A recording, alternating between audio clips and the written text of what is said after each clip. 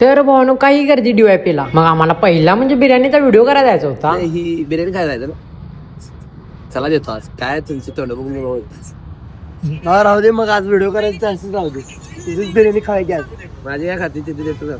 आज बिर्याणी वाटचा व्हिडिओ करायचा होता आणि ह्या आपलं बारकं भाऊ दिसलं, याला फोटो काढायचा होता. मग त्याला म्हणलं पहिला आमच्यासोबत जेवून घे आणि आज तू पण रिव्ह्यू दे आणि मग फोटो काढ. व्हिडिओ करून त्या बारक्या भावासोबत फोटो काढून आम्ही गेलो DYP मॉल. कारण क्रिसमस निमित्त दरवर्षी भावानं नवीन नवीन काहीतरी केलेलं असते. मग जरा जाऊन बघूयाच म्हणलो काय काय विषय केला. आणि त्या गर्दी तर ढीग होती आणि लय काय काय गेम होत्या तिथे खेळण्यासाठी.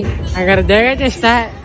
आणि तो खुर्चीवर बसून लहान मुलांच्या चेहऱ्याचे स्केच काढत होते. एक नंबर काढायचे खरं. मग आतमध्ये जाऊन मॉल फिरून या आणि पहिला काम करूया म्हणजे ते म्हणजे स्नॅप टाकायचं. सगळं चुकवतील खरं, पोरांचं स्नॅप टाकायचं काय चुकवणार नाही. आणि ते यो काय विषय, हडचं मातीचं मटकं तयार केले, ते पण कसं क्वालिटी मध्ये. वरीकडे आमचे मित्र संचित गणेश आणि तेजस फोटो काढाले. हे चालू झाल्यापासून इथं पडी काय एक क्यूट अंशुमन, एक क्यूट अंशुमन.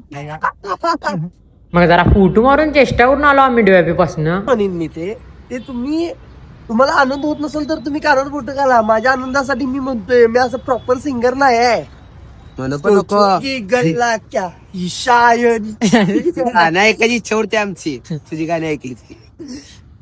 त्याला असं थंडी जाऊ घरी आपण आणि जेवून झोपू डायरेक्ट. आणि चेतन तर थंडीचं जायचं म्हणलं का सॉक्स बीस घालून तयारीतच असते. चेतन काय जरा थंडीची तयारी करायला लागते.